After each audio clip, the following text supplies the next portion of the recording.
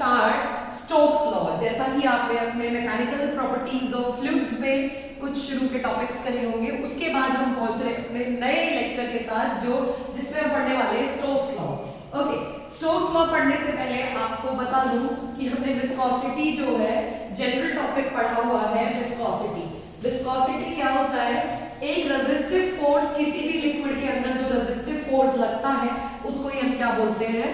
Viscous force, right, जिसको viscous drag के नाम से भी बोलते हैं। या लिक्विड्स में जो भी रेजिस्टेंस लगता है due to the relative layers, क्योंकि अलग अलग लेयर्स की लिक्विड के अंदर वेलोसिटी डिफरेंट होती है। उस वेलोसिटी डिफरेंट होने की वजह क्या है? आपके पास आपका viscous drag force. Okay, now we have Stokes law, जिसमें हम कहेंगे कि अगर आप किसी ऑब्जेक्ट को कंप्लीटली इमर्स करते हैं किसी लिक्विड के अंदर, तो जो विस्कस फोर्स है उसको हम स्टोक्स लॉ के थ्रू प्रूव करते हैं। क्योंकि एक लॉ है, तो लॉ में जो भी चीज अवेलेबल होती है वो हमें माननी पड़ती है। तो ये लॉ क्या कहता है?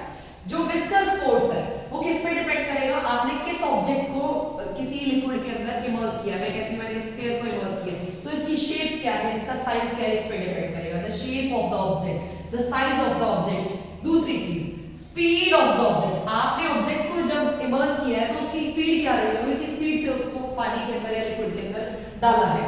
विस्कोसिटी ऑफ द फ्लूइड, क्योंकि फ्लूइड की भी तो अपनी प्रॉपर्टी है ना, दैट इज विस्कस फोर्स। तो वो विस्कस ड्रैग जो है वो कितना विस्कोसिटी है उसकी, वो भी डिपेंड करेगा, उस पे भी डिपेंड करेगा आपका क्या? Viscous force. तो अब इन सब चीजों को देखकर हमें ये पता लगता है कि ये जो फोर्स की वैल्यू है ये कैसे कैलकुलेट होगी।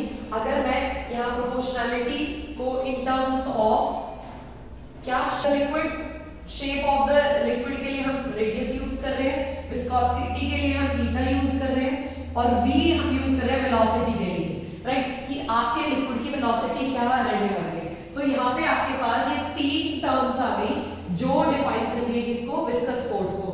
अब हमें नहीं पता इनकी पावर्स क्या रहने वाली है, तो हमने by the help of unit and dimensions, dimensional analysis का यूज करके a b c की वैल्यू फाइंड आउट करेंगे। You are very much aware that force having the dimensions m and t - 2, force की डायमेंशंस पुट करी, proportionality को हटाया, कुछ k constant यहां पुट किया, r is the radius, that is length raise to power a। ऐसे ही आपके पास वेलोसिटी की डायमेंशंस क्या होती है? t - 1, that is b raise to the power. उसके बाद है आपका विस्कोसिटी। तो ध्यान रखेंगे विस्कोसिटी की डायमेंशंस क्या होती है। जब हमने यूनिट एंड डायमेंशन पढ़ा था तो वहां आपको याद करने के लिए जरूर बोला होगा आपके टीचर्स ने that viscosity having dimension ml - 1 t - 1, so it has the power c here, whole raised to the power c। फिर वापस वैसे ही सॉल्व करेंगे जैसे हम यूनिट एंड डायमेंशन में सॉल्व करते थे। जहां जहां l है उन सबको एक साथ ले लो, जहां m है उनको एक साथ ले लो, जहां t है उनको एक साथ ले लो, और पावर्स को कंपेयर करके हमारे पास abc की वैल्यू आ जाएगी। We are not going much beyond this, क्योंकि हमें पता है आंसर जो है वो क्या आने वाला है। अगर आप चाहेंगे तो मैं इसको नेक्स्ट किसी लेक्चर में और ब्रीफ में एक्सप्लेन भी कर दूंगी। बाकी अभी जो इंपॉर्टेंट है वो क्या रहने वाला है, आपका जो ये विस्कस फोर्स है that is equal to k eta rv। इसका मतलब ईटा की पावर भी 1, r की पावर भी 1, v की पावर भी 1। तो जो भी हमारे पास वहां से आया है वो फॉर्मूला आया है k ईटा rv। अब जो ये k है इसको एक्सपेरिमेंटली जो है फाइंड आउट किया गया and it has having the value 6 pi. तो हमारे पास फॉर्मूला बना 6 pi eta rv। Here negative sign is also given, और नेगेटिव साइन किस लिए? क्योंकि जैसे आपका रीस्टोरिंग फोर्स अपोजिट डायरेक्शन में होता है, ऐसे ही आपका विस्कस फोर्स भी फ्लो के अपोजिट डायरेक्शन में होता है। That's why it is written as -6 pi eta rv। So this is the Stokes law, जिसके थ्रू हम जो है अपने विस्कस फोर्स को समझ सकते हैं। I hope you will understand it briefly. Now we have our next topic, terminal velocity. Okay, terminal velocity when a solid sphere falls in a liquid, वही है जो स्टोक्स में कर रहे थे। हम किसी ऑब्जेक्ट को किसी लिक्विड के अंदर इमर्स कर रहे हैं, और जब हम उसको इमर्स कर रहे हैं it has having some velocity, right. अब वो वेलोसिटी में क्या डिफरेंस आने वाला है उसके अंदर से ही हमें टर्म मिलेगी टर्मिनल वेलोसिटी। इसको ऐसे ऑब्जर्व कीजिएगा जैसे कभी भी when there is falling of rain, तो आपने देखा होगा रेन ड्रॉप जब भी आती है तो हमारे सर में तेज लगती है, लेकिन इतना तेज नहीं लगती, it will break our brain, इतना तेज नहीं होती, जबकि वो बहुत डिस्टेंस ट्रैवल करके आ रही है।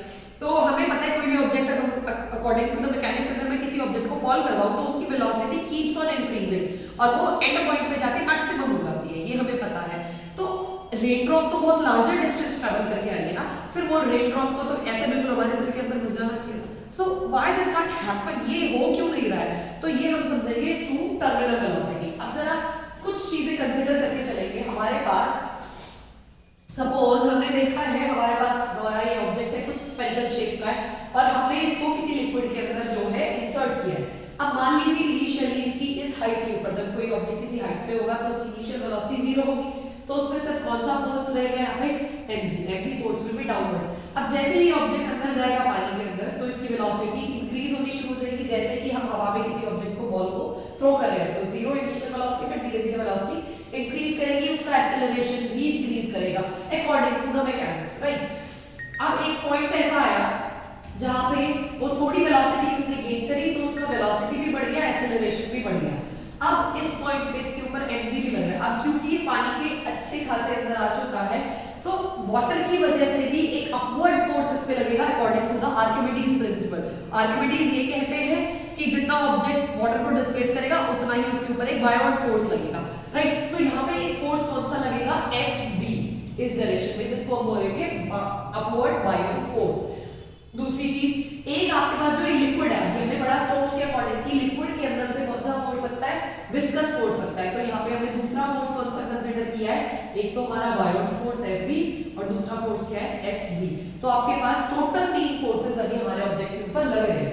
अब जैसे जैसे ऑब्जेक्ट और नीचे आएगा then there will be a time, ऐसा टाइम होगा जहां पे ये दोनों फोर्सेस बराबर होंगे किसके? डाउनवर्ड mg के। मतलब equivalent mg is equals to the two upward forces. जैसे कि हमारी इक्विलिब्रियम की कंडीशन हमारे रिजिड बॉडी डायनामिक्स में हमने पढ़े हैं कि इक्विलिब्रियम की कंडीशन में क्या होता है, हमारा ऑब्जेक्ट जो है इक्विलिब्रियम पोजीशन में आ जाता है, upward forces are equal to downward force. तो यहाँ पे जब हमारी ये कंडीशन अचीव हुई तो हम कह सकते हैं that mg is equals to fb plus fv।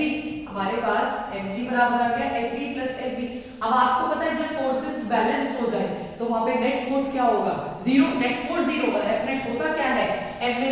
इसका मतलब हमारा एक्सेलरेशन क्या हो गया? 0। और एक्सेलरेशन कब 0 होगा?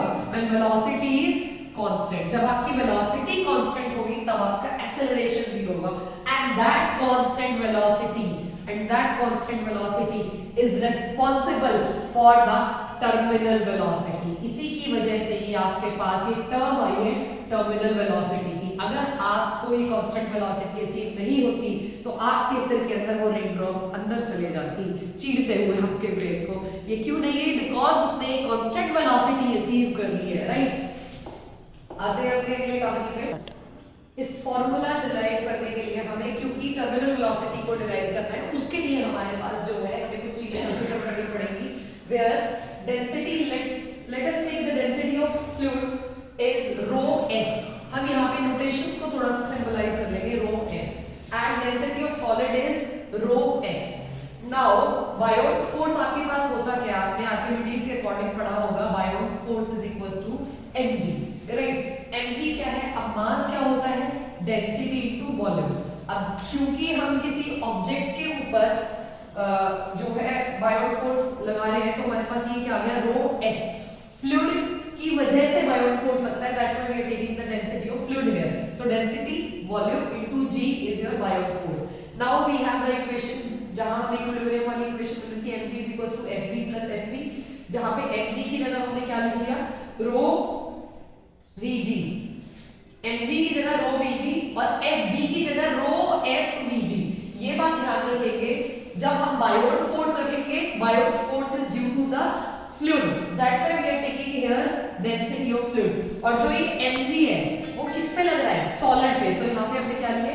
Density of solid, right. तो यहाँ कंफ्यूज नहीं होना है। दूसरा है विस्कस फोर्स। विस्कस फोर्स क्या था? 6 पाई नीटा आर वी, जो हमने स्टोक्स थ्योरम के अकॉर्डिंग पढ़ा था। बस एक चीज ध्यान में रखेंगे, हम नेगेटिव नहीं लेकर चलेंगे, we are taking it positive, right. So यहाँ से अगर हम इसको कैलकुलेट करें, vg कॉमन आ गया, इस तरफ इस टर्म को लेंगे तो रो s माइनस रो f आपके पास आ जाएगा किसके बराबर?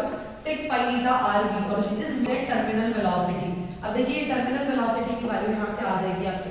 हमारे पास 6 पाई नीटा आर वी था, v को यहाँ रखेंगे, 6 पाई नीटा आर को यहाँ लेकर रहेंगे। So we have terminal velocity is equals to vg rho S minus rho F over 6 pi eta R V. अब यहाँ ध्यान देंगे जो हमारे पास ये है वीटी टर्म, यहाँ वॉल्यूम हमने यूज किया, वॉल्यूम क्योंकि हमने जब ये डिराइव किया टर्मिनल वेलोसिटी का तो हमने ऑब्जेक्ट को स्फेरिकल शेप का कंसीडर किया है, so we are taking the volume 4/3 pi R cube which is the volume of a sphere into the rho S minus rho F right upon 6 pi eta are.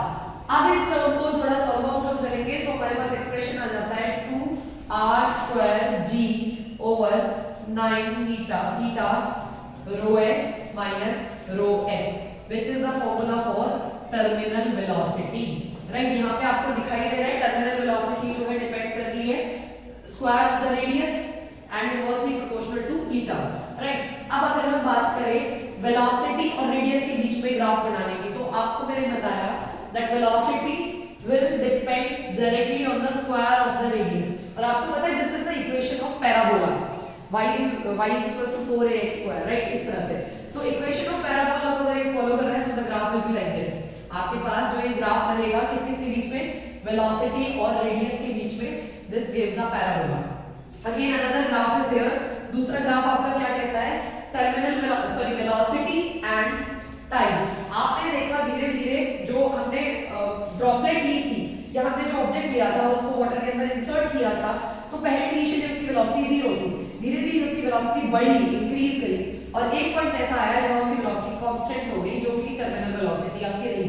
तो हमने कहा 0 से धीरे धीरे धीरे इंक्रीज करी और एक पॉइंट ऐसा आ गया जहां पे वो जाके सैचुरेट हो गई, कांस्टेंट हो गई and that constant velocity is nothing but the terminal velocity. I hope you will understand this topic to the 100%। Thank you.